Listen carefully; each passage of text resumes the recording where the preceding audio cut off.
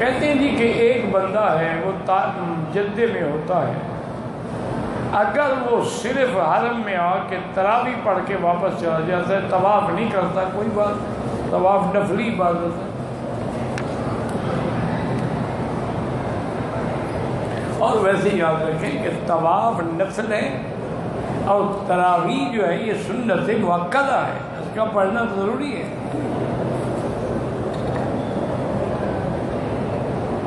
مرد عورت کے لیے رفع یدین کرنا حنفی مسلک میں تو ضروری نہیں ہے، البتہ حنابلہ اور شوافی کے نزدیک ضروری ہے۔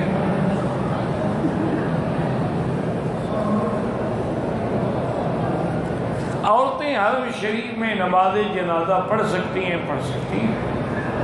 کوئی منع نہیں۔ جب فرض نماز پڑھ سکتی ہیں، فرض عین پڑھ سکتی ہیں، تو فرض کفایہ کیوں نہیں پڑھ سکتی؟ اصل میں مشکل یہ ہے کہ ہم لوگ مسئلہ سمجھنے کی کوشش ہی نہیں کرتے۔ مسئلہ یہ ہے میرے بزرگوں کہ عورتوں کو جنازے کے لیے آنا جو ہے وہ منع ہے، کہ گھر سے یا ہوٹل سے صرف جنازہ پڑھنے آئے ناجائز ہے، لیکن اگر وہ نماز پڑھنے آئی ہے، مسجد میں بیٹھی ہے، جنازہ کھڑا ہو گیا، وہ پڑھ سکتی ہے۔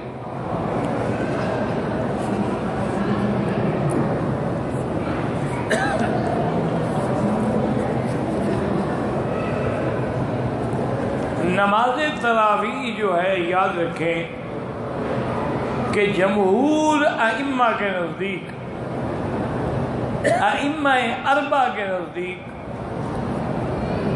اور حضور صلی اللہ علیہ وسلم کے زمانے سے لے کر آج تک بھی حرمین الشریفین میں 20 رکعت پڑھائی جاتی ہے۔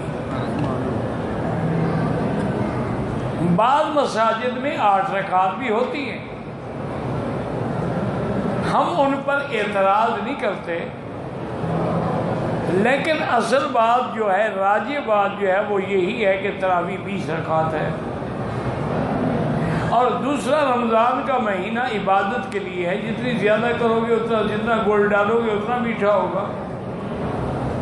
جو 8 رکعت پڑھیں گے 8 لاکھ کا ثواب ملے گا، جو 20 رکعت پڑھیں گے ان کو 20 لاکھ کا ثواب ملے گا۔ تو آپ اپنا ثواب گھٹانا چاہتے ہیں، مرضی ہے آپ کی، ہمیں تو کوئی تکلیف نہیں ہے۔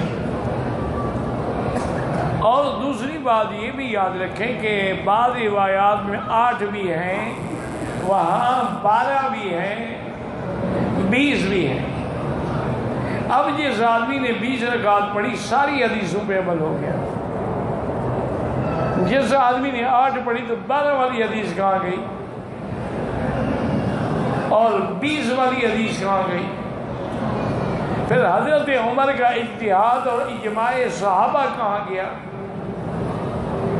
اس لیے ان بحثوں میں نہ پڑھا کرو، کوشش کیا کرو کہ 20 تراویح بھی پڑھو، پھر رات کو 8 رکعت تہجد بھی پڑھو۔ رمضان کا مہینہ تو ہے ہی جاگنے کے لیے۔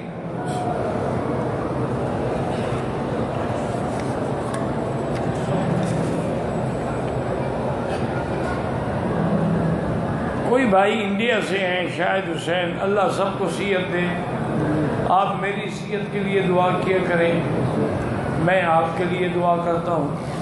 اللہم اشفنا واشف مرضانا ومرضى من اوصانا واستوصانا ومرضى المسلمین برحمتک یا ارحم الراحمین۔ یار اس کو کیا بیماری ہے؟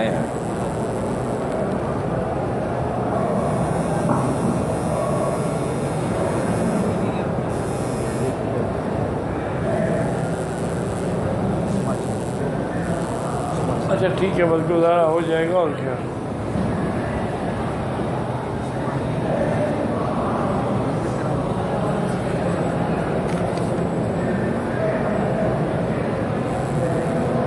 ہم بوڑھے ہو گئے تو یہ بھی بوڑھا ہو گیا تھا۔ وتر کے آخری رکعت میں اپنی مقامی زبان میں دعا مانگ سکتے ہیں؟ بالکل نہیں۔ وتر کی آخری رکعت میں دعائے قنوت ہے اور وہ احناف کے نزدیک واجب ہے،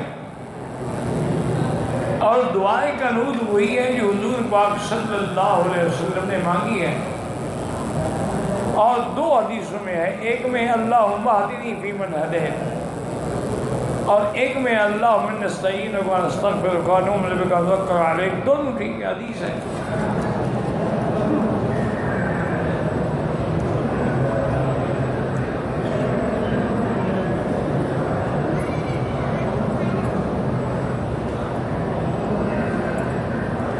کہتے ہیں کہ حادثے میں میرے 2 دانت 3 دانت ٹوٹ گئے، وہ کالے ہو گئے تھے، اس کو اب سفید بادہ بھروا دیا ہے، کوئی بات نہیں، ٹھیک، چاہے سونے کا خول بھی چڑھاؤ دانت پر تو وہ بھی جائز ہے۔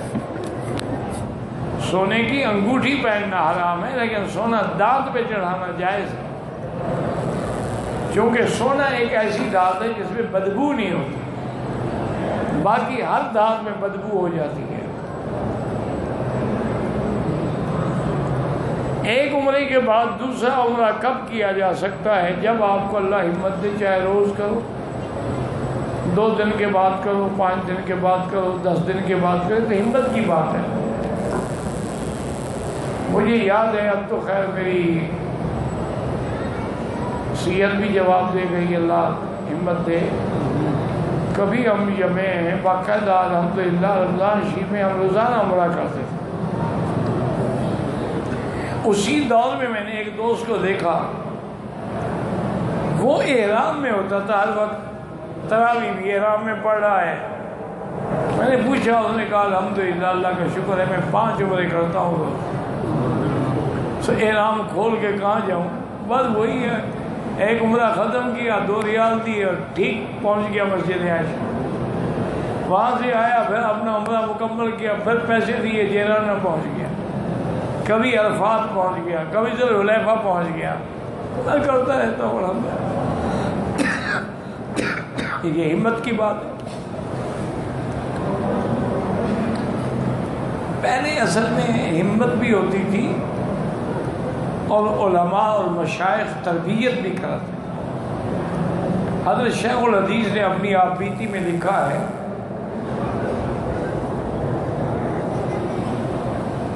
کہ جب ہم حضرت حاجی امداد اللہ مہاجر مکی رحمۃ اللہ علیہ کے پاس ہوتے تھے تو حکم ہمیں حکم دیتے تھے کہ بھائی فجر کی نماز پڑھ کے پیدل جاؤ مسجد عائشہ، اور وہاں سے احرام باندھ کے عمرہ کرو، پھر واپس آ کے میرے ساتھ ناشتہ کرو۔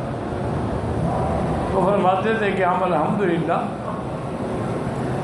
باقاعدہ دوڑ لگا کے ہم جاتے تھے مسجد عائشہ، جوانی تھی، اور واپس آنے کے بعد اب کاریگری نہ کرو، گزر ٹائم ختم ہو گیا، کیا کرو گے، کچھ نہیں ہوا، یہ اس کو لگ ہی نہیں سکتا، کچھ نہ کہو یار، کچھ نہ کہو مہربانی کرو، اتنا ٹائم تو تم نے ضائع کر دیا ہے۔ سارے مہندس بن گئے ہیں نا، اس کو یہیں رہنے تو کیا تکلیف ہے۔